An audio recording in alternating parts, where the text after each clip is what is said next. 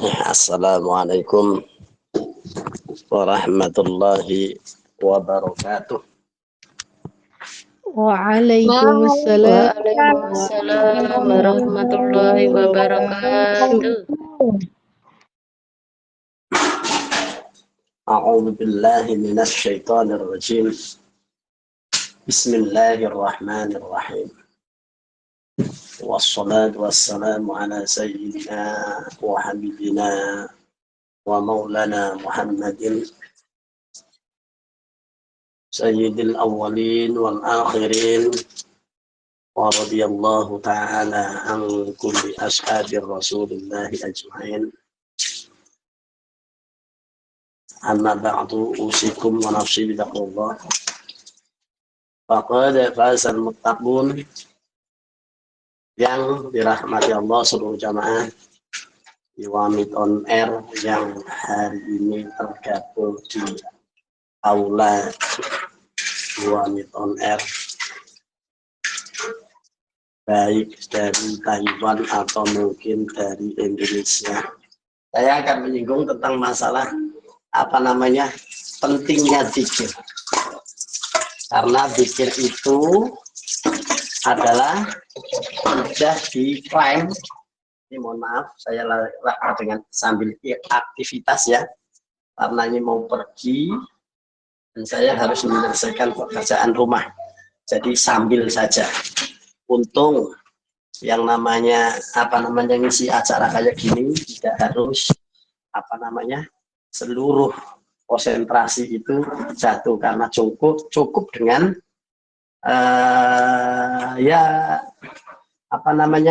lambe atau mulut. Nah, jadi masih bisa tangannya mengerjakan apa-apa sambil ngomong. Sama tune, yang penting mudah-mudahan ada hikmahnya. Kita yang penting bisa untuk saling mengingat. Saya tentang masalah zikir. Dalam Al-Quran, saking pentingnya zikir itu disebutkan adalah bahkan satu ayat di mana di situ disinggung ala bidzikrillahi tatma'innul qulub. Ala eling-elingo, ingatlah, ya pahamilah, bidzikrillahi, kelawan zikir marang Gusti Allah, tatma'innu mongko jadi anteng apa al-qulubu, piro-piro ati. Jadi di ayat ini sudah disinggung bahwa dengan zikir kepada Allah, hati yang berzikir itu adalah tatma'innu, tumakninah hatinya. Sekarang ya kita lihat tes atau kita uji dalam keseharian kita, atau mungkin apa yang pernah dilakukan oleh orang-orang yang bijak. Makanya yang namanya kiai, ulama, terus para aulia itu adalah bukan apa-apa yang dinilai di dalam amalannya. Justru yang seorang wali itu adalah karena zikirnya kepada Allah. Maka dia punya dia punya derajat di sisi Allah. Dan orang yang berzikir itu memang diharapkan itu adalah berefek kepada hatinya yang tenang. Terus bagaimana dengan kita? Atau mungkin pernah di antara kita yang merasakan, aku kok ya wis dikir, sholatnya ya sholat, tapi kok saat ini ora tenang. Ini gimana itu? Ada yang merasakan begitu? Kecuali saya? Ono sing ngancani? Bisa. Halo, Apa rata-rata begitu? Wonten Pak, manusiawi Pak. Oh, berarti ini dianggap ini adalah sebagai apa namanya ya sikap manusia ya wis bener apa. Nah, tapi manusia yang tidak apa bisa berpikir ya tentang Allah. Nah, yang dimaksud dengan zikir di sini, kenapa kok bisa menjadikan hatinya tenang? Itu karena apa dengan zikir yang apa namanya kita lantunkan, kita lafadzkan dengan apa saja itu adalah bentuk daripada apa namanya pengakuan kita di hadapan Allah bahwa apa yang terjadi itu adalah tidak ada yang terlepas dari kehendak Allah. Tidak satupun dari apa-apa yang terjadi ini adalah terlepas dari kehendak Allah. Nah, bagi orang yang mendalami tentang masalah zikir sampai apa namanya tahu artinya, ya apa saja yang dibaca, bisa mungkin tahlil, bisa mungkin tahmid, bisa mungkin apa namanya istighfar, yang semuanya zikir-zikir yang ada itu adalah dalam apa ya dikumpulkan di waktu yang apa namanya waktu yang kita mau kuta, waktu yang sudah ditentukan, yaitu zikir yang masuk di dalam kategori ibadah mahdhah, yaitu sholat. Maka orang yang mau melakukan sholat, mereka secara otomatis apa namanya diharapkan atau dijanjikan hatinya tenang, atau dengan kata-kata hatinya lebih tenang dibanding orang-orang yang tidak sholat. Apakah ini benar? Ya tentunya ini harus kita apa namanya ya kita rasakan. Mari kita ini orang yang biasa sholat, yang pertama adalah jika dia itu apa namanya belum sholat, maka rasanya gundah, rasanya kayak ada yang apa namanya ya belum dilakukan. Adakah di antara kita merasakan begitu? Ada. Halo. Bapak. Jadi Ada, belum Bapak. sholat itu rasanya kayak nggak tenang gitu. Nggih. Ada? Orang jam-jam mari ngoten kerjaan. Nah, ini apa? Ini bukti ya bahwa sholat itu adalah bisa menjadikan ketenangan. Buktinya apa sebelum sholat dia rasanya tidak tenang, kayak masih ada hutang, masih ada apa yang kelihatannya kok apa ganjel dan sebagainya. Rasanya itu merasa bersalah. Nah, disinilah apa letak daripada terkecilnya perasaan tenang kita.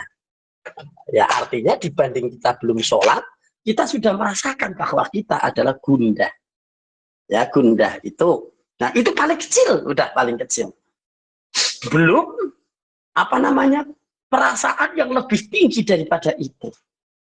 Makanya kita saja yang baru melakukan sholat itu rasanya tidak lebih tenang kalau kita belum sholat.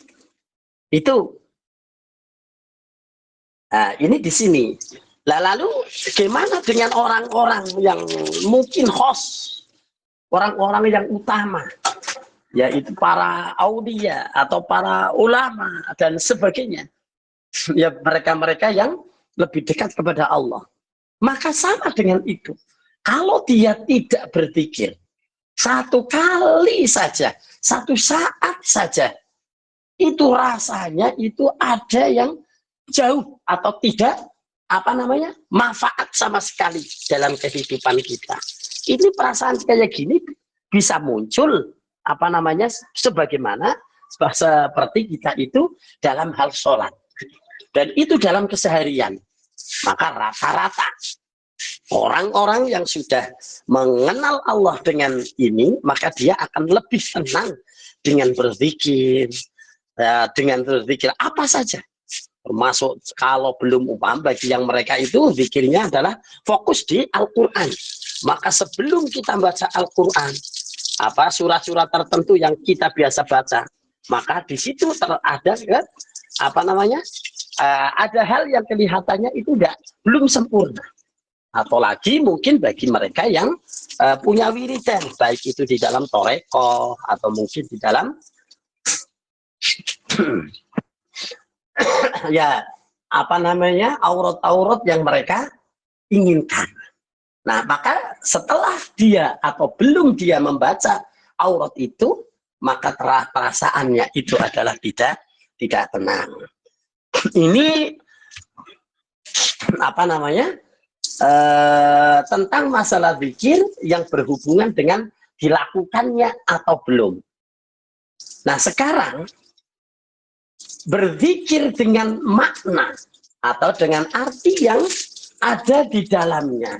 Di situ adalah menyanjung Allah karena tidak ada zikir yang ngerasuloh terhadap Allah.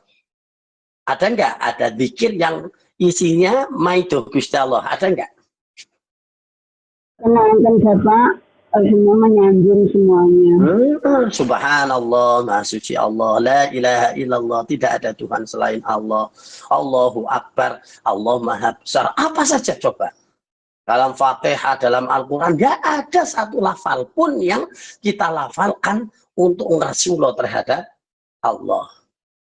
Nah, maka kalau kita mampu untuk melakukan zikir itu, dan makna itu akan masuk di dalam diri kita, maka kita akan diharapkan, atau mungkin diberi harapan oleh Allah, atau mungkin Allah itu adalah menguatkan zikir itu di dalam hati kita sehingga kita menjadi orang yang lebih tenang. Ya, bukan lebih tenang daripada kita tidak berzikir. Dan itu sudah jelas apa namanya terjadi untuk siapa saja. Orang yang sholat, orang yang berzikir itu adalah lebih hebat ya daripada dia tidak berzikir. Itu sudah rumus. Namun kadang-kadang ada loh di antara kita, khususnya Nyong. Siapa?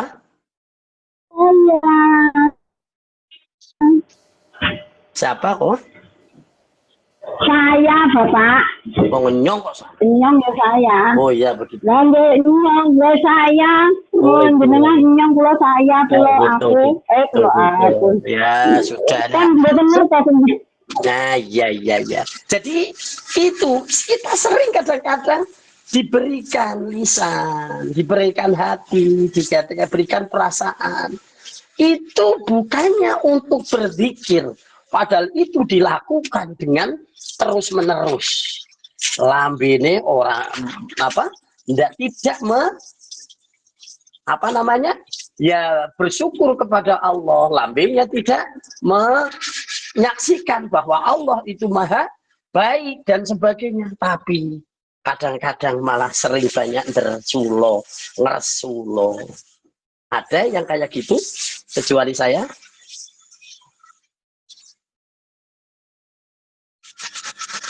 Kecuali saya ada yang begitu? Yang aku, enak sing aku, Bang. Ya makanya saya juga ngaku duluan. Kalau saya ngaku duluan juga saya nyari teman, ada enggak yang seperti saya? Ya, ada. Jadi Rasulullah terus orang nek rampung wis ngomong ngene piye. Walah wis itu yang dilafalkan dalam diri kita. Tidak ada perasaan bahwa Allah itu sebetulnya maha segala-galanya, maha baik kepada diri kita. Itu sudah jelas. Dan bahkan keberadaan kita di dunia ini itu adalah bentuk daripada belas kasihannya Allah kepada kita. Apa itu? Ya belas kasihnya Allah. Ya karena kita itu dijadikan makhluk yang hebat, makhluk yang paling bagus, makhluk yang paling sempurna, yang paling baik. Dan bahkan tidak bisa dibandingkan dengan makhluk-makhluk yang lain. Contoh, kucing, ada yang manis nggak? Kucing itu adalah dinamakan si manis.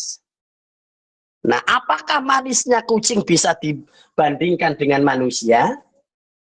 Tidak. Tidak. Contoh umpama ini Bu Suci, wah, Masya Allah, Bu Suci manis loh kayak kucingku. Marah nggak? Iya, iya nggak ada lupa. Bukan marah. Iya, masa uang nggak dibandingin kalau kucing lupa. Nah, itu makanya bukti bahwa manisnya kucing walaupun itu dinamakan si manis, tetap saja tidak bisa membandingi manusia yang seperti apapun. Ya karena manusia diberikan kelebihan yang jelas lebih hebat daripada makhluk-makhluk yang dikatakan manis tadi. Memang, ya memang dia itu mungkin kalau kita lihat kucing itu lucu, manis. Bahkan anak saya itu waktu senangnya dengan kucing. Maka sering banget, sering sekali omong-omongan seperti saya ngomong sama kucing. Ya di rumah saya ini ada kucing satu kerasan, udah Andino tak tutu isi rai. Tapi ya enggak anu, tak menyet-menyet. Makanya kamu berdoa kepada Allah, nanti biar saya bisa beli ikan, kamu nanti makan ikan. Ngomong saja sama kucing. Kira-kira waras boleh. Dia kan apa? Waras enggak itu? Dia kan. Ya, secara manusia itu nggak waras, tapi secara perasaan itu waras dan itu boleh. Makanya banyak sekali mungkin orang-orang yang salah ya bukan banyak orang yang dia senang ingon-ingon.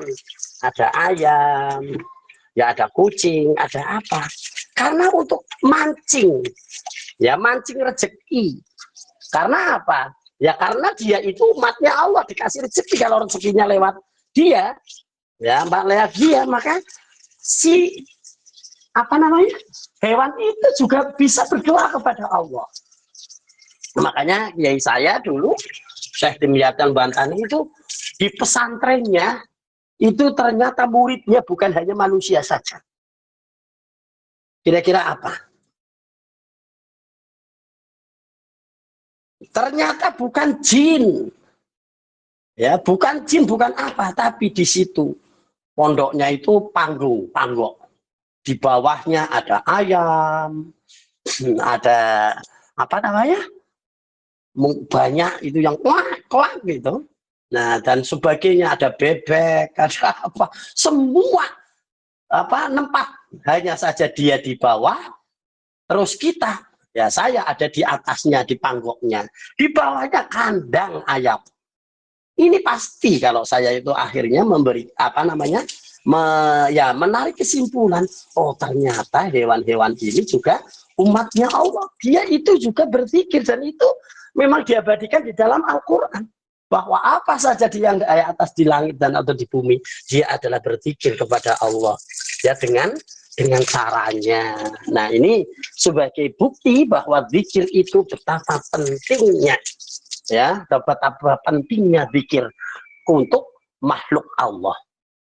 Sampai ada hewan yang tidak bisa ngomong apa-apa. Tapi dia hanya zikirnya hanya saja. Contoh ayam jago, dia itu sekali dia itu jago itu ya. Berkeluruk, apa sih keluruk ya? Berkokok, bukan lah. Ya berkeluruk itu pasti dia itu mengucapkan satu lafal astagfirullah, kata ayam dengan bahasanya Berkokok gak bahasa Indonesianya, Bang?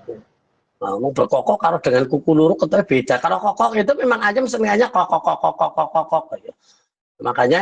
Makanya berkokok. Nah, tapi kalau keluruk ya itu tadi melafalkan astagfirullah. Banyak hewan-hewan yang bisa kita ini lagi. Kodok. Ini kebetulan walaupun kemarau tapi ternyata hujan di Indonesia. Itu ada hewan yang bisa baca Al-Quran. Sudah tahu hewan apa? Pasti belum bisa. Apa ayo? Hewan yang bisa membaca Al-Quran. Nah, Raiso yang Kodok niku wae. Kodok niku wae. Kodok itu kalau perasaan Kok iso ngarok bukan begitu, itu nggak jelas. Kodok itu ternyata dia itu bisa baca Al-Quran. Itu pas lagi pada dengan temannya itu kul ing kuntum. Lah kan kul ing kuntum apa artinya? Ya jika seandainya engkau itu kan Al-Quran. Katakan sesungguhnya. Lah ya kul, katakan ing kuntum lamun ono sira kabeh. Kul ing kuntum lamun ono sira kabeh. Ternyata didengarkan itu benar. Oh iya ya. Ada iso ngono. Kul ing kuntum nah itu ini juga dia berpikir. Ya walaupun dia itu memang perkataannya itu sama. Wong malaikat itu kalau ada yang suruh sujud dari dulu sampai sekarang. Ada yang membaca tasbih sampai hari kiamat. Ada yang baca tahlil sampai hari kiamat. Nah, hewan-hewan ini termasuk yang dikasihkan lafal-lafal oleh Allah. Kodok suruh zikir kul in kuntum. Iya, ini ada yang cara makanya gitu, tapi benar juga ini walaupun yo akal-akalan, yo namanya benar Pak. Jadi begitulah pentingnya berzikir kepada Allah. Dan itu bisa kita rasakan. Mari kita belajar bersama untuk mengendalikan perasaan kita.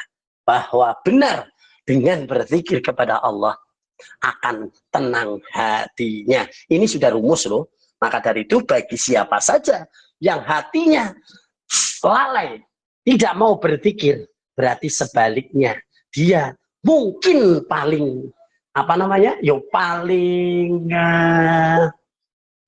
paling baik itu dia akan tidak merasa apa-apa, tapi tidak merasa tenang.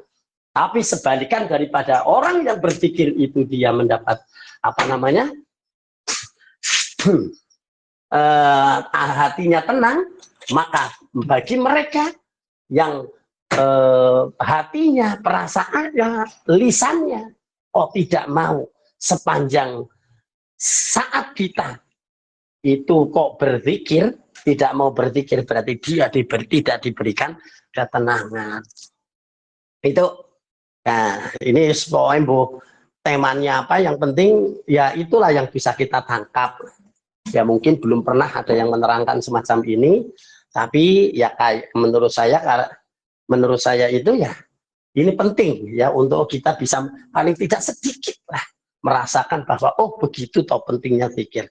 Mari kita coba, mari kita rasakan bersama-sama dengan hati kita yang selalu guna, dengan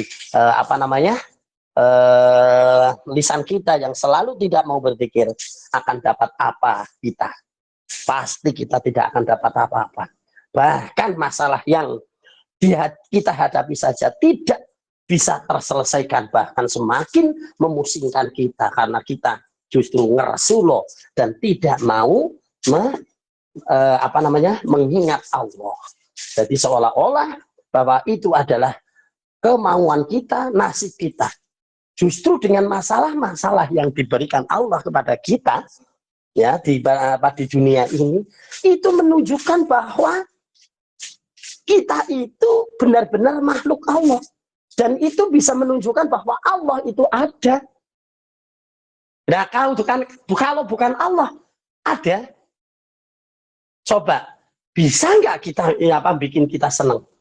sendiri. Kadang-kadang kita tidak bisa. Diseneng-seneng kayak wangel seneng. Kalau Allah belum memberikan ya kesenangan pada kita. Kadang-kadang saya sendiri loh.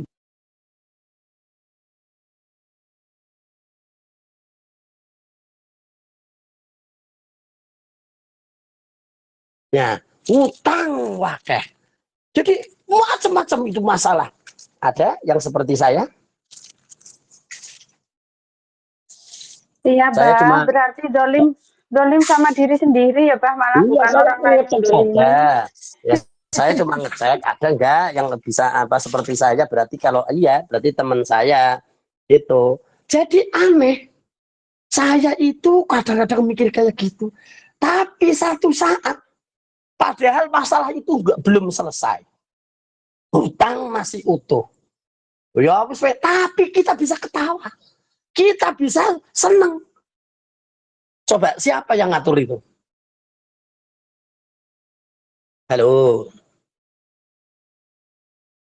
Apakah Allah bisa ngatur itu? Rasa itu? Allah yang mengatur. Nah, itulah. Justru ini tanda-tanda kalau Allah itu ada adalah kita tidak bisa mengendalikan diri kita.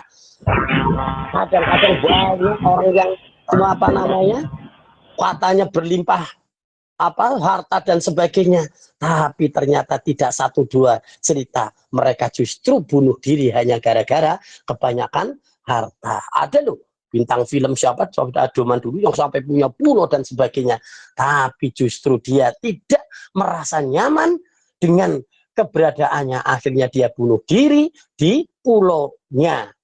Wow, apa enggak yo terlaluan itu, padahal banyak orang yang kepingin punya harta banyak dan sebagainya, tapi bagi mereka justru yang bergelimangan harta hanya ada masalah satu saja, kadang-kadang gara-gara cinta, gara-gara apa, tapi dia tidak melihat nikmat Allah. Padahal banyak orang yang diberi cinta tapi dia tidak diberi harta yang banyak. Ada enggak? Ada enggak? Ada, Bapak. Ada. Ada yang diberi harta tapi dia tidak diberi apa cinta. Ada loh selamanya malah nggak bisa apa punya pasangan. Punya pasangan ada. Yang udah dikasih momongan, yang istri dikasih momongan banyak ya banyak deh. Benar. Dan saya pun punya teman saya usahanya masya Allah, kiai juga, bakul kitab, bakul minyak wangi dan sebagainya. Masya Allah, 8 tahun tidak punya anak. Nah, saya itu wah wis mulai jadi manten langsung anaknya deridil. Perbedaannya apa? Dia usahanya bagus, ya mungkin karena dia tidak punya anak, tidak punya kebutuhan ini, wah akhirnya dia bingung. Nah, saya yang punya anak, akhirnya dia tanya ke saya, gimana sih ya, saya sudah 8 tahun tidak punya anak nih, saya jadi bakul herbal. Saat itu adalah teh auti, mungkin ada yang tak kenal teh auti, itu dari Jawa Timur, itu di Surabaya, itu di Anu juga ada di apa namanya di internet ya, ada teh auti. Nah ternyata bagi yang tidak punya anak tapi harus campur dengan harus punya suami. Saya nggak punya anak Pak, kenapa saya nggak punya suami? Ya sobat gimana ya gitu, enggak maksudnya begitu. Jadi suami istri yang memang tidak punya anak, dilalah saya promosikan karena memang testimoninya itu begitu. Terus saya ini akhirnya dia tertarik, terus dia mengkonsumsi itu, akhirnya punya anak bareng dengan anak saya yang ketiga.